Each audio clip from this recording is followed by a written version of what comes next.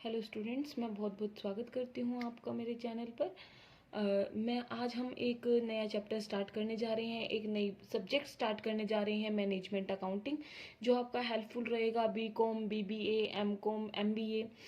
सो first management accounting के first chapter का नाम है मैनेजमेंट अकाउंटिंग एंड इंट्रोडक्शन, जिसमें से हम पढ़ेंगे आज फाइनेंशियल अकाउंटिंग क्या होती है, financial accounting statement, meaning of management accounting, characteristics of management accounting, objective and functions, tool and technique, and financial accounting versus management accounting, cost accounting versus management accounting, and limitations of management accounting. ये video तो बहुत ज़्यादा long हो जाएगा, तो आज के लिए हम पढ़ते हैं स्टार्टिंग के 4 topics: financial accounting statement, meaning of management accounting, characteristics of management accounting. And then next part 2 में हम ये पढ़ेंगे objective and function, tool and technique, financial accounting versus management accounting, and cost accounting versus management accounting, and limitations of management accounting. चलिए students, start करते हैं हम अपना चैप्टर। Management accounting and introduction chapter का नाम है, जिसमें से मैनेजमेंट अकाउंटिंग में फर्स्ट टॉपिक आता है फाइनेंशियल अकाउंटिंग क्या होता है, और फाइनेंशियल अकाउंटिंग के 2 स्टेटमेंट्स। ठीक है, तो फाइनेंशियल अकाउंटिंग क्या होता है? जनरली फाइनेंशियल अकाउंटिंग ना एक प्रोसेस होता है फाइनेंशियल स्टेटमेंट को प्रिपेयर करने का। ठीक है, फाइनेंशियल अकाउंटिंग एक क्या होता है, प्रोसेस होता है फाइनेंशियल स्टेटमेंट को प्रिपेयर करने का। किसी भी कंपनी की फाइनेंशियल स्टेटमेंट फाइनेंशियल अकाउंटिंग के अंदर प्रिपेयर की जाती है, ताकि कंपनी की फाइनेंशियल जो परफॉर्मेंस है वो देखी जा सके। मतलब कंपनी को कितना प्रॉफिट हो रहा है, कंपनी को कितना लॉस हो रहा है, कंपनी, ताकि जो इन्वेस्टर हैं जिन्होंने हमारी कंपनी में पैसा लगाया है, क्रेडिटर हैं, सप्लायर हैं, कस्टमर हैं, हम उनको ये सारी जो स्टेटमेंट है वो शो कर सकें।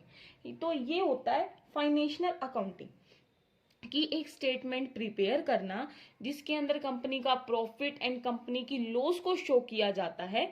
एंड ताकि जो इन्वेस्टर्स है, सप्लायर है, क्रेडिटर है, जिन्होंने हमारी कंपनी में पैसा लगाया है, तो उनको वो स्टेटमेंट जो है वो शो की जा सके।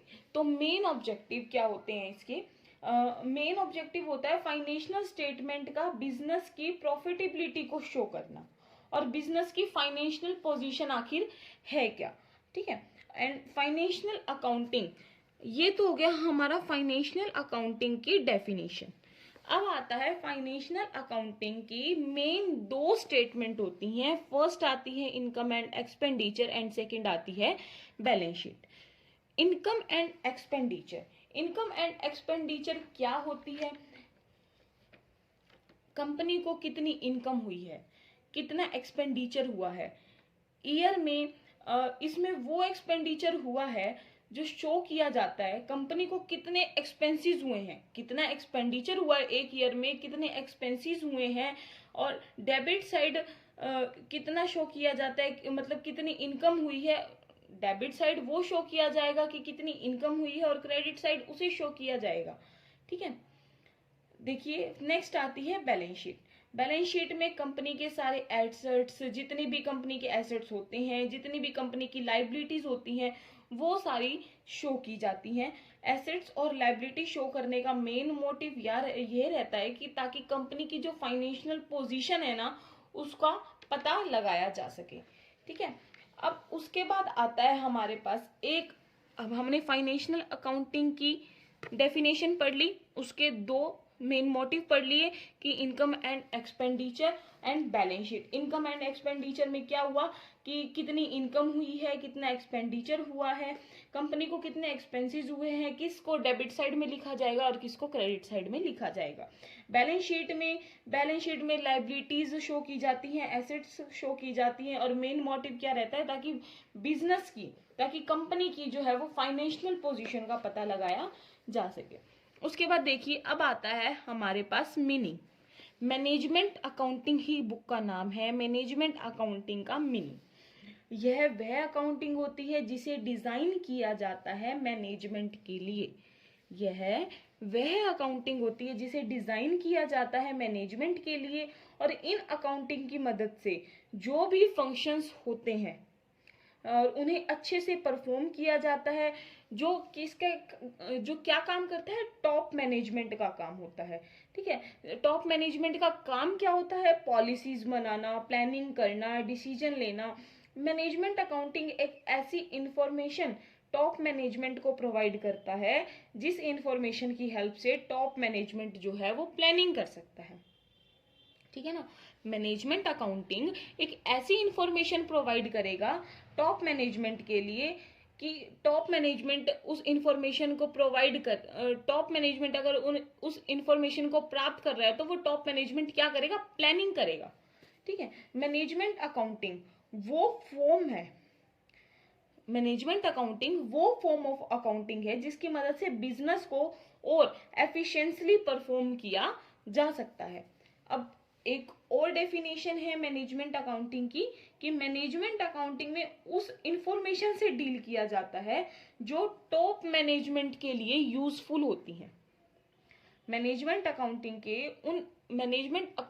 से उन इंफॉर्मेशन से डील किया जाता है जो किसके लिए यूजफुल होती है, टॉप मैनेजमेंट के लिए। ठीक है, अब ये तो आया हमारा इसका मीनिंग। ठीक है, कि मैनेजमेंट अकाउंटिंग क्या होती है। मैनेजमेंट अकाउंटिंग की मैंने आपको 3 डेफिनेशंस बता दी हैं। उसके बाद इसके बाद आता है कैरेक्टरिस्टिक्स। कैरेक्टरिस्टिक क्या होते हैं, सबसे पहले आता है देखो useful in decision making, second financial and cost accounting information, internal use, purely optional and concern with future. तो सबसे पहले आता है useful in decision making. Useful in decision making क्या होता है, देखिए मैनेजमेंट अकाउंटिंग बहुत ही ज्यादा क्या होते हैं, यूजफुल होते हैं किस चीज के लिए, डिसीजन लेने के लिए। ये मैंने आपको इसमें भी बताया, डेफिनेशन में भी बताया, कैरेक्टरिस्टिक्स में भी आपको ये इजीली समझ में आ गया होगा। इसका मीनिंग तो यूजफुल इन डिसीजन मेकिंग क्या होता है कि मैनेजमेंट अकाउंटिंग बहुत ही ज्यादा यूजफुल होता है डिसीजन लेने में, कंट्रोलिंग करने में। ठीक है, नेक्स्ट देखिए financial and cost accounting information. Financial and cost accounting information, management accounting क्या करता है, इसके अंदर डाटा लेता है, और फाइनेंशियल अकाउंटिंग जो है वो कॉस्ट अकाउंटिंग से डाटा लेता है।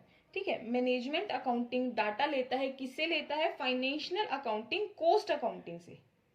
ठीक है, ये एक डाटा लेता है किससे, फाइनेंशियल अकाउंटिंग से भी और कॉस्ट अकाउंटिंग से भी। इंटरनल यूज, नेक्स्ट है हमारा internal use. Management accounting internal purpose के लिए ही होती है। मैनेजमेंट अकाउंटिंग का जो भी रिजल्ट आता है, जो भी रिपोर्ट आती है, एक्सटर्नल यूज के लिए नहीं होती, वो सब किसके लिए होती है, इंटरनल के लिए होती है। नेक्स्ट आता है प्योरली ऑप्शनल। प्योरली ऑप्शनल का मतलब ये है कि मैनेजमेंट अकाउंटिंग की ना कुछ प्रैक्टिसेस होती हैं। ठीक है, ये ना प्योरली ऑप्शनल होती है। मैनेजमेंट अकाउंटिंग की प्रैक्टिसेस को फॉलो करना प्योरली ऑप्शनल होता है, कोई जबरदस्ती नहीं है कि भाई आपको मैनेजमेंट अकाउंटिंग की जो प्रैक्टिसेस है वो करनी ही करनी है, इसको फॉलो करना है, करना ही करना है। इसको फॉलो करना क्या होता है, ऑप्शनल होता है। नेक्स्ट देखिए कंसर्न विद फ्यूचर। देखिए मैनेजमेंट अकाउंटिंग में क्या करते हैं, मैनेजमेंट अकाउंटिंग में हम है ना डिसीजन लेते हैं। ठीक है, और डिसीजन जो है वो आपको भी पता है हमेशा किसके लिए लिया जाता है, फ्यूचर के लिए लिया जाता है। पास्ट के लिए तो हम डिसीजन नहीं लेते ना। ठीक है, कभी पास्ट के लिए डिसीजन नहीं लिया जाता। मैनेजमेंट अकाउंटिंग में फ्यूचर के बारे में बात करते हैं। ठीक है, जो हो गया है उसके बारे में बात जो है वो नहीं की जाती, तो वो होता है concern with future. Okay students, I hope आपको ये लेक्चर पसंद आया होगा, आपको ये वीडियो पसंद आई होगी, समझ में आई होगी। सो जो इसका नेक्स्ट जो पार्ट रह गया है, 5 टॉपिक में भी और रह गए हैं जो, वो हम पार्ट 2 में कवर करते हैं। ओके स्टूडेंट्स, अगर आपको मेरी ये वीडियो पसंद आई है तो आप इसको सब्सक्राइब कीजिए, चैनल को लाइक कीजिए एंड शेयर कीजिए, एंड कमेंट ज़रूर करके बताइएगा कि आपको मेरी ये वीडियोस कैसी लगी। Thank you so much.